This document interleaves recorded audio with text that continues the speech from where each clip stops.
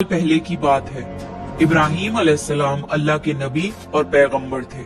एक दिन जब इब्राहीम अलैहिस्सलाम सो रहे थे तो उन्होंने एक ख्वाब देखा जिसमें अल्लाह ने इब्राहीम अलैहिस्सलाम से फरमाया कि इब्राहीम, आपके नजदीक जो सबसे प्यारी और महबूब चीज हो आप उसे अल्लाह की राह में कुर्बान कर दीजिए। अब यहाँ आपको बता दूं कि अल्लाह अपने बंदों का और खास तौर से नबियों का इम्तिहान लेता है, ये देखने के लिए कि इंसान अल्लाह से ज्यादा मोहब्बत करता है या अल्लाह के दिए हुए तोहफों से ज्यादा मोहब्बत करता है। नबी और पैगंबर के ख्वाब सच्चे होते थे। वो जो भी ख्वाब में देखते थे वो अल्लाह का हुक्म होता था। तो ये ख्वाब देखने के बाद इब्राहीम अलैहिस्सलाम ने अपने ऊँटों के जत्थे में से 100 ऊँट कुर्बान कर दिए।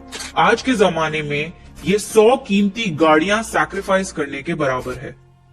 इब्राहीम अलैहिस्सलाम ने सोचा कि जो अल्लाह ने उन्हें हुक्म दिया था वो पूरा हो गया, पर जब रात को वो सोए तो उन्हें फिर से यही ख्वाब आया। इसलिए इब्राहीम अलैहिस्सलाम ने अगले दिन 200 ऊँट अल्लाह की राह में कुर्बान कर दिए। लेकिन अगली रात फिर से उन्हें वही ख्वाब आया जिसमें अल्लाह ने उनसे उनकी सबसे पसंदीदा चीज कुर्बान करने का हुक्म दिया। अब इब्राहीम अलैहिस्सलाम सोच में पड़ गए कि आखिर अल्लाह उनसे किस चीज की कुर्बानी चाहते हैं। फिर उन्होंने सोचा कि इस दुनिया में सबसे अजीज चीज मेरे लिए मेरा बेटा इस्माइल है। आपको बता दूं कि इब्राहीम अलैहिस्सलाम को पूरी जिंदगी दुआएं मांगने के बाद 80 साल की उम्र में औलाद हुई थी और वो थे उनके बेटे इस्माइल, जो उन्हें बहुत ज्यादा अजीज और महबूब थे। अब इब्राहीम अलैहिस्सलाम समझ चुके थे कि दरअसल अल्लाह ताला ने उनसे उनके बेटे की कुर्बानी मांगी है। अल्लाह ये देखना चाहता है कि इब्राहीम अलैहिस्सलाम अपने बेटे से ज्यादा मोहब्बत करते हैं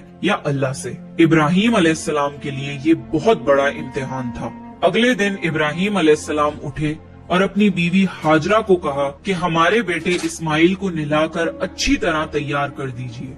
इब्राहीम अलैहिस्सलाम की बीवी हाजरा ने अपने बेटे को बहुत अच्छे से नहलाकर खुशबू लगाकर तैयार कर दिया और इब्राहीम अलैहिस्सलाम अपने बेटे को लेकर एक पहाड़ की तरफ रवाना हो गए।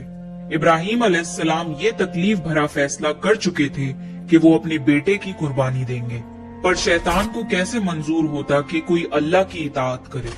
तो शैतान भी अपने काम पर लग गया।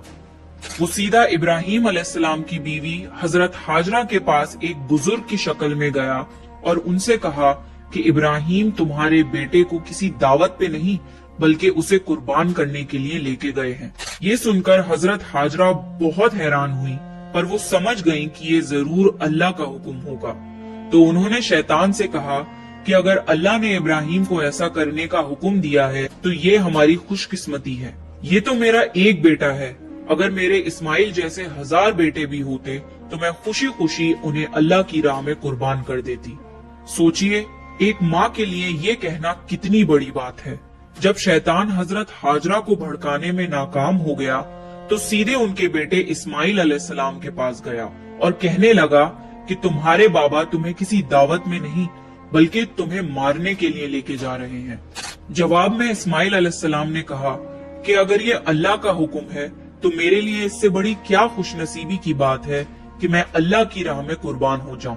13 साल के बच्चे में इतनी समझ और बहादुरी होना कितनी बड़ी बात है। यहाँ भी जब शैतान नाकामयाब हो गया तो वो इब्राहीम अलैहिस्सलाम को भड़काने की कोशिश करने लगा कि तुम्हें ये बेटा इतनी मन्नतों से मिला है, अगर तुमने इसे कुर्बान कर दिया तो बुढ़ापे में तुम्हारा सहारा कौन बनेगा, और अगर अल्लाह ने ये कुर्बानी भी कबूल नहीं करी तो तुम्हारा कितना बड़ा नुकसान हो जाएगा। ऐसा मत करो। शैतान हर तरह से उन्हें बार बार बहकाने की कोशिश करता रहा और गुस्से में आके इब्राहीम अलैहिस्सलाम ने शैतान को पत्थर मारे। यही वजह है कि जब लोग हज पे जाते हैं तो शैतान को आज भी कंकड़ी मारते हैं और ये हज के अहम अरकानों में से एक है। शैतान के जाने के बाद इब्राहीम अलैहिस्सलाम ने अपने बेटे को सारी बात बताई तो इस्माइल अलैहिस्सलाम ने फरमाया कि बाबा, अगर ये अल्लाह का हुक्म है तो मुझे ये मंजूर है। आप बस मेरे हाथ पैर बांध दिए और अपनी आंखों पे पट्टी भी बांध लिए ताकि आप जब मेरी गर्दन पर छुरी चलाएं तो आपको तकलीफ ना हो और आप ये करने से मुकर न जाएं। बस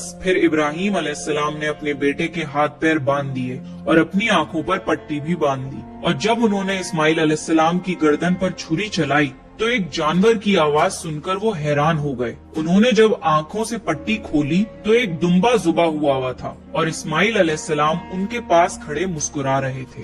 تب آسمان سے اللہ نے ابراہیم علیہ السلام سے فرمایا، ابراہیم آپ اس امتحان میں کامیاب ہو گئے، ہم نے آپ کی یہ قربانی قبول کی، آپ کا یہ امتحان قیامت تک یاد رکھا جائے گا اور آپ کی اس سنت کو ایمان والے لوگ ہر سال یاد رکھیں گے اور ہر سال اللہ کی راہ میں قربانی پیش کریں گے۔ ابراہیم علیہ السلام کی اس سنت کو اللہ نے آنے والی نسلوں کے لیے عبرت بنایا اور اسی لیے مسلمان ہر سال حج کے موقع پر قربانی